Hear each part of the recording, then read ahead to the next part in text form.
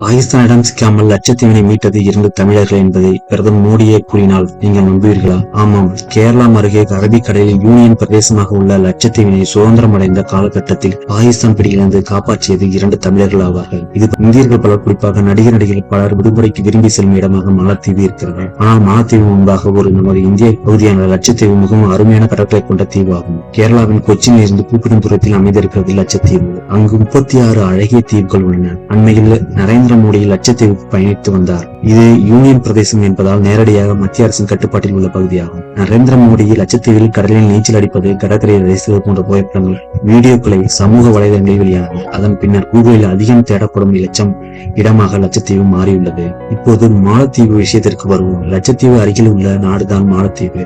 மொத்த நாடும் சுற்றுலாவையே பிரதான தொழிலாக இருக்கிறது. இந்நிலையில் பிரதமர் மோடியின் பயணத்தால் லட்சத்தீவு மிகப்பெரிய சுற்றுலா தலமாக மாறும் என்ற அச்சத்தில் மாலத்தீவை சேர்ந்த அமைச்சர்கள் சிலர் பிரதமர் மோடியை அநாகரிகமாக விமர்சித்தார்கள். மாலத்தீவை புறக்கணிக்குமாறு சமூக வலைதளங்கள் வாயிலாக இந்தியர்கள் பலர் அழைப்பு விடுத்தார்கள். இதனால் மாலத்தீவு ஓட்டல்களில் இதுவரை பல ஆயிரம் முன்பதிவுகள் ரத்து செய்யப்பட்டுள்ளன. மாலத்தீவுக்கு சுற்றுலா செல்லும் நாடுகள் பட்டியலை எடுத்தால் இந்தியர்கள் முதலிடத்தில் இருக்கும் நிலையில் பிரதமர் நரேந்திர மோடி லட்சத்தீவு செல்வது குறித்த செய்தி தேவையற்ற விமர்சனத்தால் மாலத்தீவு பெரும் பாதிப்பை சந்தித்துள்ளது. இதனிடையே லட்சத்தீவு குறித்து பலரும் நியூஸ்களை தேடி வருகிறார்கள். உண்மையில் லட்சத்தீவினை பாகிஸ்தானிடமிருந்து காப்பாற்றியது 2 தமிழர்கள் என்றால் உங்களால் நம்ப முடிகிறதா? லட்சத்தீவு தீவினை பொறுத்த வரைக்கும் முஸ்லிம்கள் பெரும்பான்மையாக உள்ள பகுதியாகும்.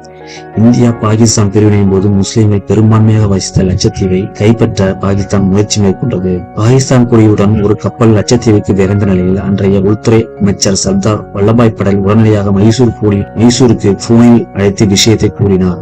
மைசூரின் கடைசி திவானும் தமிழருமான ராமசாமி முதலியார் நீதி கட்சியின் பொதுச் செயலாளராக இருந்தவர். அவரது தம்பி லட்சுமண சுவாமி மெட்ராஸ் பல்கலைக்கழகத்தை துணைவேந்தராக இருந்தவர். ஆகியோர் சர்தார் வல்லபாய் பட்டேலின் அறிவுறுத்தலின்படி திருவாங்கூர் என்று அழைக்கப்பட்ட கேரள போலீசாரையும் கேரள மக்களையும் அழைத்துக் கொண்டு லட்சத்தீவுக்கு சென்று அங்கு இந்திய தேசிய கொடியை ஏற்றினார்கள். இந்த சூழ்நிலையில் இந்திய கடற்படை போர்க்கப்பலும் லட்சத்தீவுக்கு பின்னாடியே விரைந்து வந்தது. இதன் மூலம் பாகிஸ்தான் பிடியில் சிக்காமல் லட்சத்தீவு தப்பியது. கடந்த 2019 ஆண்டு அக்டோபர் 27 ஒளிபரப்பான மனதின் குரல் நிகழ்ச்சியில் இதை பிரதமர் தெரிவித்துள்ளார்.